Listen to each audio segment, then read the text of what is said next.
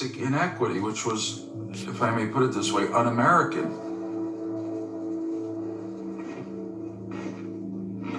Don't ask is a myth. We are asked about our lives every day. So, who are you going to the movies with this weekend? Who called you? Why aren't you married? These are the daily questions that we all get asked. Whenever you meet someone new in the Army, you want to know if they're married, you want to know if they have kids, you want to know where they're from, you want to know about these people. People ask all the time, what are you doing this weekend? People just want to know. People start wondering why, as a first lieutenant or a captain, are they not at least engaged or at least considering getting married and starting a family? As the years go on, it's going to be tougher and tougher to answer those kind of questions. I've gotten disciplined. I've had senior officers talk to me about being antisocial because I didn't want to participate in outside of activities. If you can imagine what it would be like to hide a spouse, how do you accomplish that every day? Every house we go to, it has to have a high fence because I don't want anybody to be able to see into our backyard. I want to have somewhere where we can be ourselves other than inside our homes. I'm constantly afraid of outing her. If we run into people in public that she does know from work, I'll just keep on walking like I don't even know her. It actually got to the point where I thought seriously about hurting myself, and I realized that I was in a pretty dangerous spot because I couldn't turn to anybody. My friends and I kind of say that we live in this sort of continuum of near misses, that we always have this constant missed shots that almost hit us. To keep your job, to keep your sanity, not to be paranoid, wondering if someone's going to turn you in, or you don't know what people's intentions are. Some people can say, oh, I'm cool with it, but the next day they can go in and report you and, you're gone.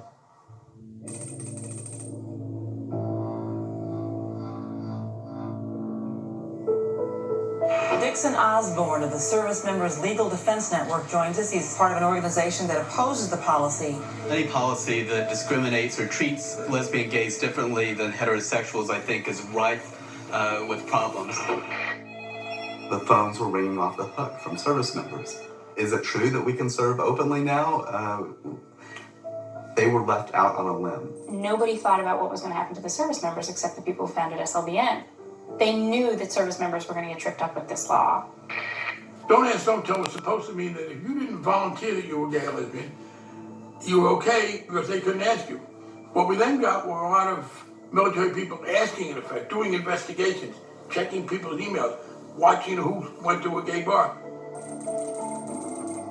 SLBN is a legal services organization that provides quality, free legal services to men and women who are on active duty, in the reserves, who have been adversely impacted by Don't Ask, Don't Tell.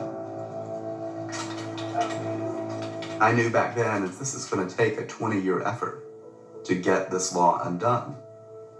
We started telling stories of service members who were being turned in by their psychiatrists, because there's no confidentiality in talking to your psychiatrist. We told stories of people being turned in by their parents because they had come out to their family and the family reacted badly to it. We told stories of being turned in by your best friends. We told stories of people having their diaries taken, and they'd use that as a basis for their discharge.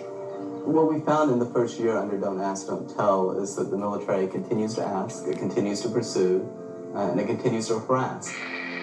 I remember one service member in Hawaii who was caught in a witch hunt, and he was so scared even to contact SLDN. And he describes having to go to the library on the base and look up in the white pages to try to find our number. And he went back to his room and he pulled the sheets over his head and had a flashlight on the phone and the phone number and called us in whispers. It's a policy that was designed to make sexual orientation into a kind of non-issue, and it was supposed to end witch hunts and end pursuits. But instead, discharge figures shot up. The Service Members Legal Defense Network reports the Pentagon is kicking gays out of the military at a rapid pace despite the Don't Ask, Don't Tell policy. The gay rights group says that's a 5-year high. Bye.